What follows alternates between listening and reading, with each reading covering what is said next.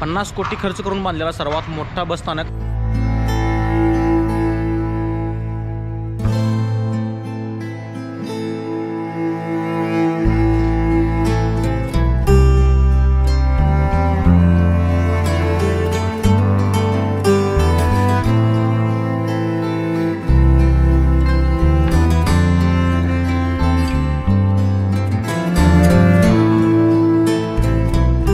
मित्रांनो, मी नुस आपल्या सर्वांचं स्वागत करतो आणखी एका नवीन व्हिडिओमध्ये। आजच्या या व्हिडिओमध्ये आपण पाहणार आहोत महाराष्ट्रातील 50 कोटी खर्च करून बांधलेला एक बस स्थानक जर आपल्याला पाहायचं असेल तर आपल्याला बारामतीमध्ये यावं लागेल। बारामतीमध्ये बांधलेले हे बस स्थानक 2 मजली असून इथे टोटल 22 फ्लॅट क्रमांक आहेत आणि प्रवाशांसाठी ते खूप काही चांगल्या सोयी सुविधा दिलेल्या आहेत। हा मेन एंट्री गेट आहे।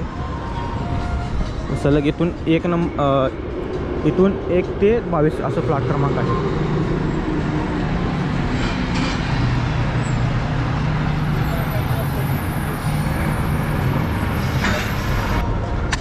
गेटला बरोबर लागूनच आपल्याला पार्सल विभाग इथं समोर पाहायला मिळेल। गेटमधून इथं आत आल्यानंतर फ्लॅट क्रमांक 1च्या बरोबर मागच्या साईडला आपल्याला तिकीट रिझर्वेशन वगैरे समोर आपल्याला काउंटर पाहायला मिळेल।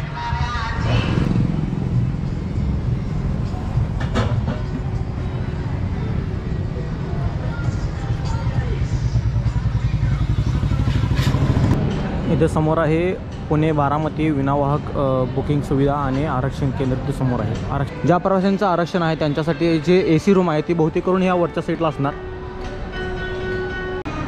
हे जे समोर तुम्हाला गाड्या दिसत आहेत ही दुकानांसाठी गाड्या आहेत। जवळपास 42 किंवा 48 असे दुकानाची गाड्या ह्यात पूर्ण आपल्या बसस्थानकामध्ये दिलेले आहे। वरच्या मजल्यावर बैठक कक्ष, सेमिनार हॉल असं वरच्या मजल्यावर पूर्ण आहे। वरच्या मजल्यावर तुम्ही समोर पाहू शकता अजून काही ठिकाणी अजून काम चालू आहे।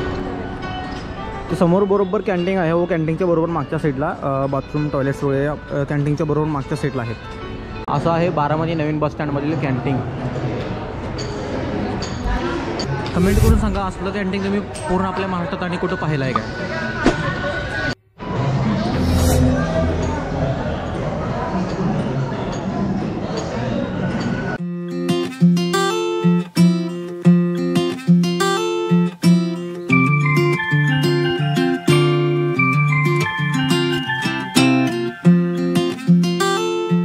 तारीख आहे 11 मार्च आणि 2 तारखेला या बसस्थानकाचं उद्घाटन ऑनलाईन पद्धतीने झालेलं आहे।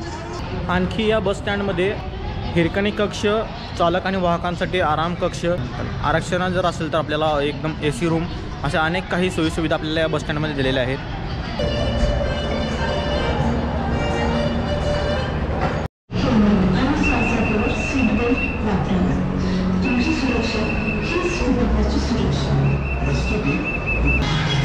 फ्लॅट क्रमांक 22 हा जादा यात्रा बसेससाठी गेलेला आहे। फ्लॅट क्रमांक 21वर सातारा, कराड, कोल्हापूर, शिराळा, निपाणी, बेळगाव, हुबळी ह्या सर्व बसेस फ्लॅट क्रमांक 21वर थांबतात।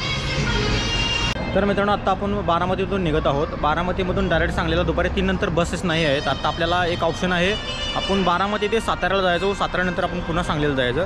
पण त्या रोडचं पूर्ण काम चालू असल्यामुळे आपण डायरेक्ट जर कोल्हापूरपर्यंत जायचा प्रयत्न केला तर आपल्याला रात्री 11:15 वाजतील म्हणतात त्यांनी। इथून जर आत्ता बस निघाली तर कोल्हापूरला जायला रात्री 11:15 वाजतील। तर आपण बघूया बारामती ते सातारा असा प्रवास करून तिथनं मग सातारा ते सांगलीला बस वगैरे भेटते का बघूया।